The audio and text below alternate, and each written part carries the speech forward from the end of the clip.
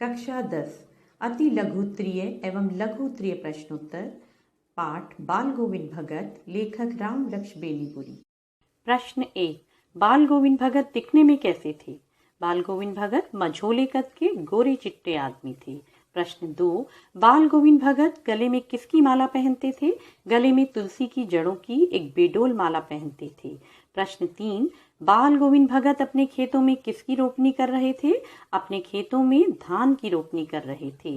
प्रश्न 4। बाल गोविंद भगत कैसा टीका लगाते थे? बाल गोविंद भगत चंदन का रामनंदी टीका लगाते थे।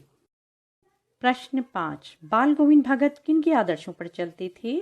भगत कबीर के आदर्शों पर चलते थे। प्रश्न 6। बाल गोविंद भगत अपने खेत में उत्पन्न अनाज को सबसे पहले कहाँ ले जाते थे? सबसे पहले कबीरपंथी मठ में ले जाते थे। लोगों के लिए अचरज का विषय क्या था? उनकी कठिन दिनचर्या सभी लोगों के लिए अचरज का विषय थी। प्रश्न 8। बाल गोविंद भगत की प्रभातियां कब तक चला करती थी? बाल गोविंद भगत की प्रभातियां कार्तिक मास से शुरू होती और फागुन तक चला करती थी। बाल गोविंद भगत किस प्रकार के कपड़े पहनते थे? बाल गोविंद भगत कमर में एक लंगोटी मात्र और सिर में कबीरपंथियों की सी कनपटी टोपी पहनते थे। जाड़े में काली कमली ऊपर से ओढ़ लेते थे। बाल गोविंद भगत के बेटे की मृत्यु कैसे हुई? बेटे की मृत्यु बीमार होने के कारण हुई। भगत की पतोहू कैसी थी? भगत की पतोहू बड़ी ही सुभग और सुशील थी। बेटे की मृत्यु पर बाल गोविंद भगत अपनी पुत्रवधू के रोने की बजाय क्या करने को कहते हैं? अपनी पुत्रवधू को रोने की बजाय उत्सव मनाने को कहते हैं। प्रश्न 13। भगत ने अपने पुत्र का अंतिम संस्कार किसके हाथों करवाया? अपने पुत्र का अंतिम संस्कार पतोहू के हाथों करवाया। भगत ने पतोहू के भाई को बुलाकर क्या आदेश दिया? यह आदेश दिया कि इसकी दूसरी शादी कर देना। भगत की किस दलील के आगे पतोहू की एक ना चली? भगत ने दलील दी कि तू जा, नहीं तो मैं ही इस घर को छोड़कर चल दूंगा। इस दलील के आगे पतोहू की एक ना चली। बाल गोविंद भगत की वेशभूषा का वर्णन कीजिए। बाल गोविंद भगत वस्त्र बहुत कम पहनते थे। अक्सर कमर में एकमात्र लंगोटी पहने रहते थे।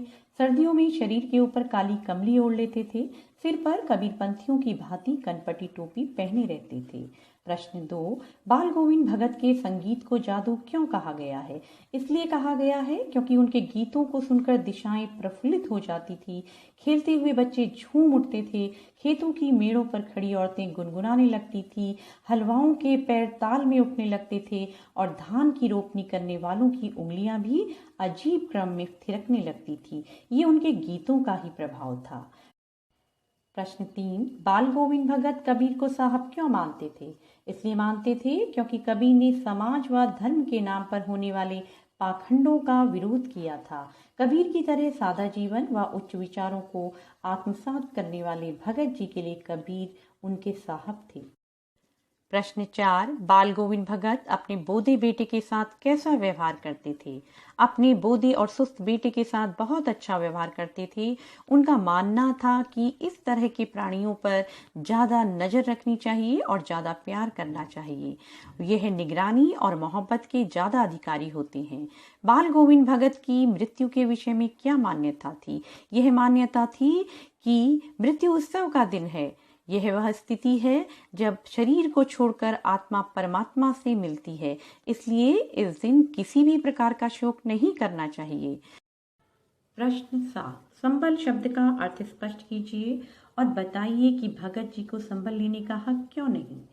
संबल का अर्थ है आश्रय या सहारा। भगत जी को संबल लेने का हक नहीं है क्योंकि किसी से कुछ मांगना अथवा हाथ फैलाना उन्हें गवारा नहीं था।